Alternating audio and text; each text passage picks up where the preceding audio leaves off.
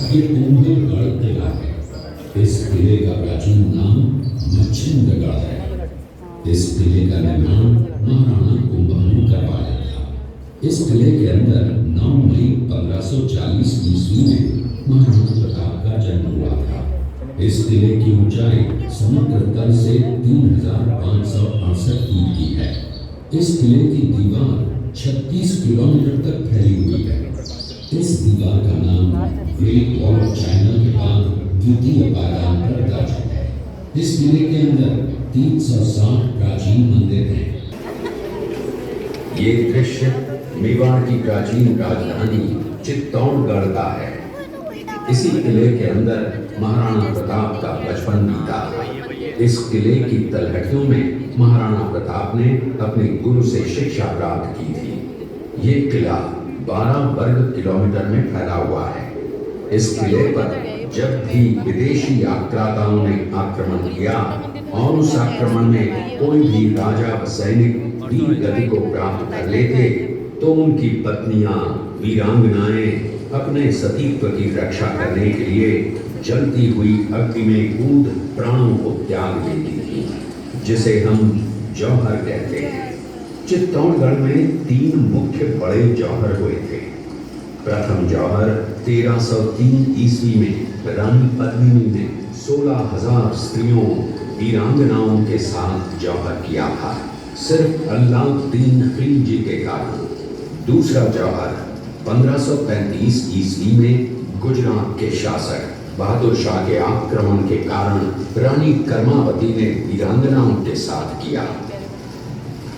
और तीसरा जौहर 1568 ईस्वी में जब अकबर ने चित्तौड़गढ़ पर आक्रमण किया, उसी समय रानी फूलकुंवरी ने 7,000 वीरांगनाओं के साथ जौहर किया।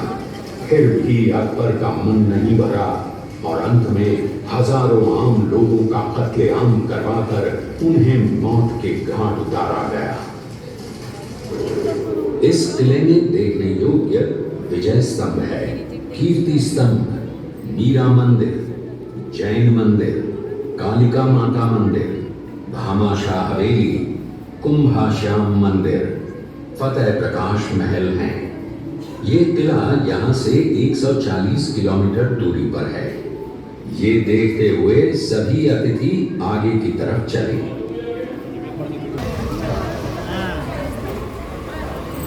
पीछे से जो नहीं देख पा रहे हो आगे तक आ जावे। पीछे से जो जिनको नजर नहीं आ रहा है आगे लेना।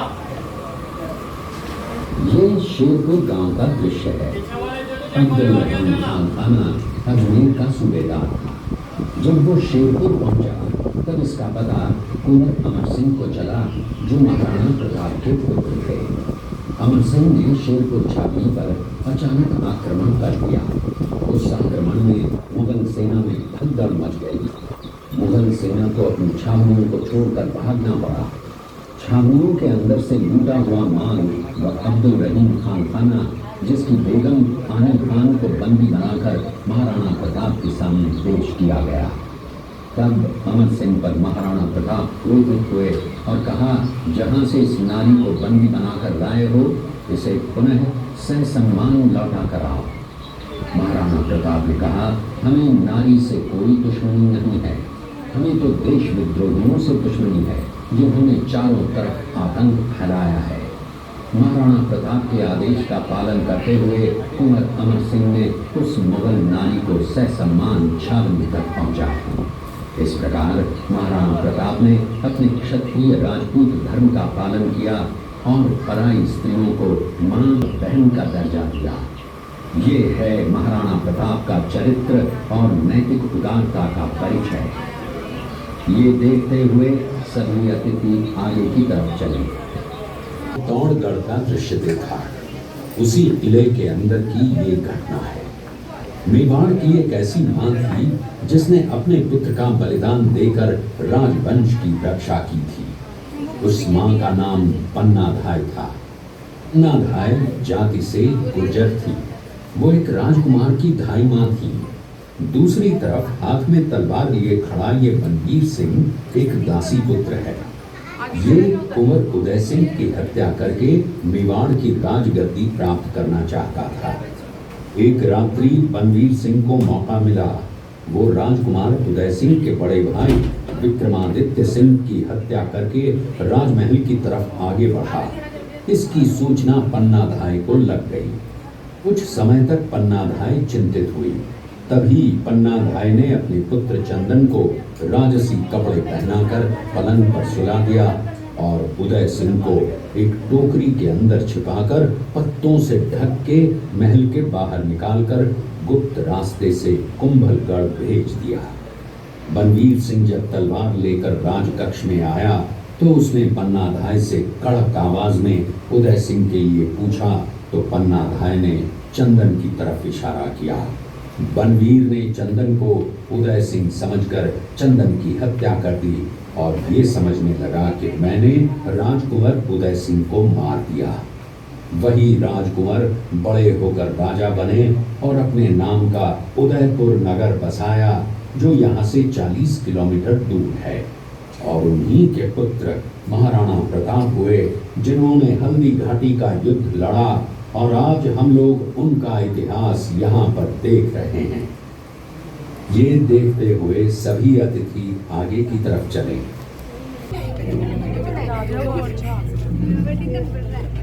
आगे जो टिकट खाली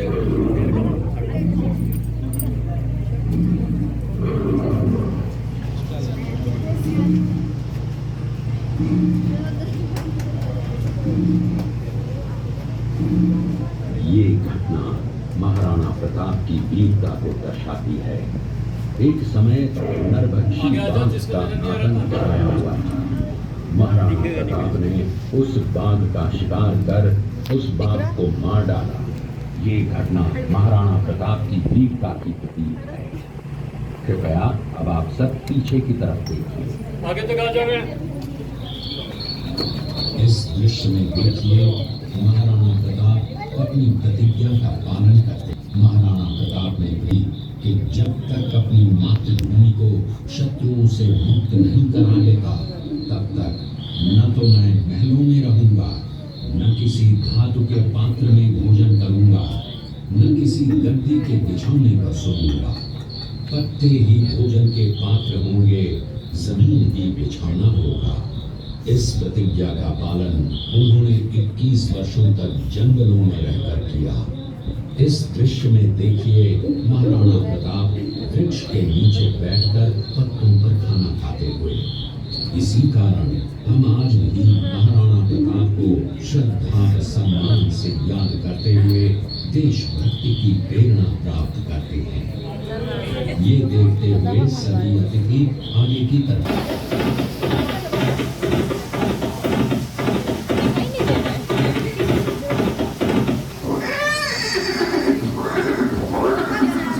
ये दृश्य महाराणा प्रताप और सुविख्यात स्वामी भक्त घोड़े चेतक के अंतिम मिलन का है। हल्दी घाटी युद्ध के बाद चेतक घोड़े ने 22 फीट के एक बरसाती नाले को पार किया। ये उसी समय का दृश्य है। पास में खड़े महाराणा प्रताप के छोटे भाई शक्ति सिंह हैं, जो पहले मुगल सेना में थे। बाद में वो महाराणा प्रताप की तरफ आए, माफी मांगी और अपना घोड़ा महाराणा प्रताप को दिया। ये देखते हुए सभी अतिथि आगे की तरफ चले।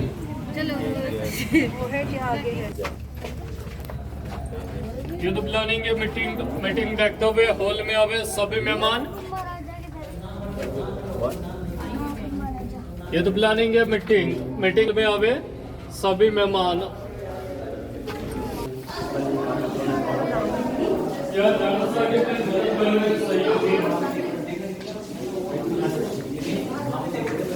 अब यहाँ से आगे गाँव के बारे में दिखाया कि गाँव के लोग करते हैं। आइए आप लोग आगे सभी मेहमान।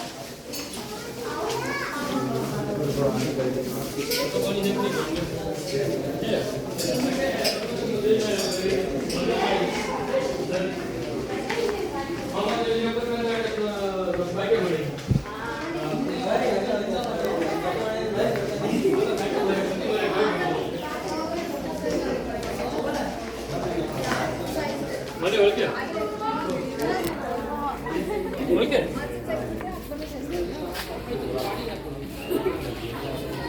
हमारे को बनते हुए डायबिटीज सब वालों के लिए। तो काउंटर पे सभी को सैंपल दिखा रहे, आराम से आप लोग टेस्ट करो। बाकी भी यहाँ से आप लोग फ्री है, आराम से घूमेगा फ्री। बढ़ जाओ, आगे बढ़ जाओ भैया।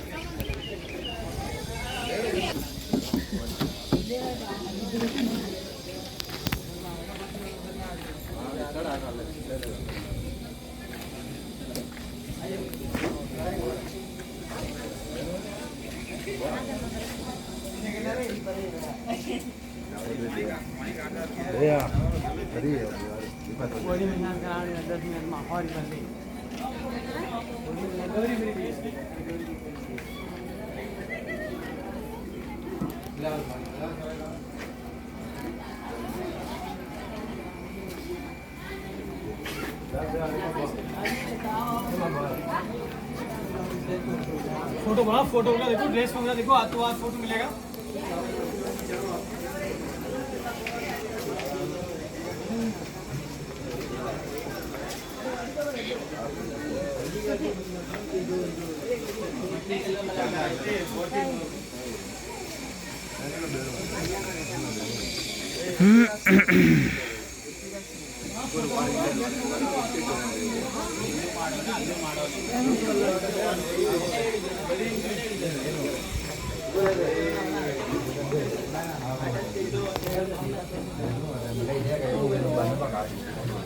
अब गाइस देख लो मेरी बस खराब हो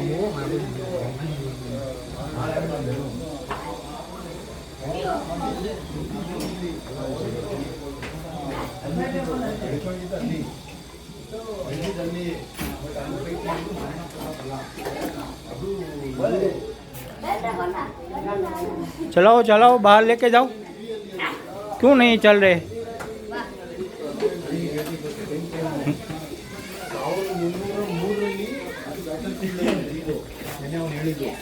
ಇವರು ಅಲ್ಲಿ ಹೋಗಿದ್ದು 1570 ಅಂತ 200 ವರ್ಷ ಆದಮೇಲೆ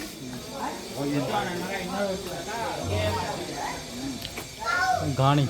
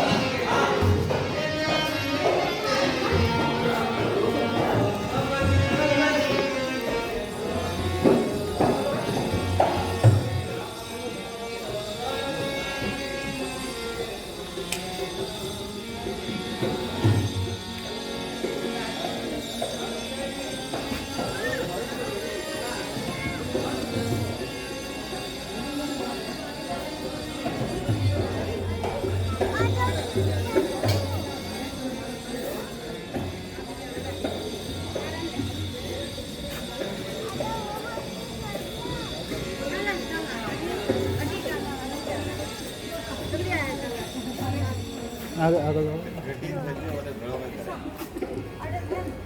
आप हटाओ वीडियो का ये મને ખબર નહીં 26-25 ગઈ हाँ हाँ ट्रेन में આય હટારો રસ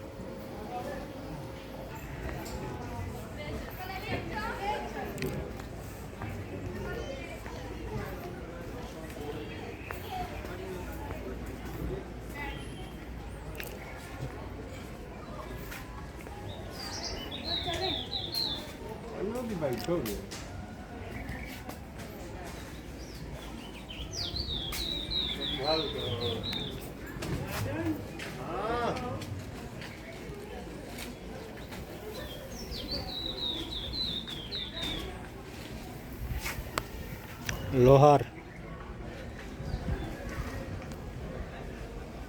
ग्रामीण जीवन महाराणा प्रताप म्यूजियम हल्दी घाटी।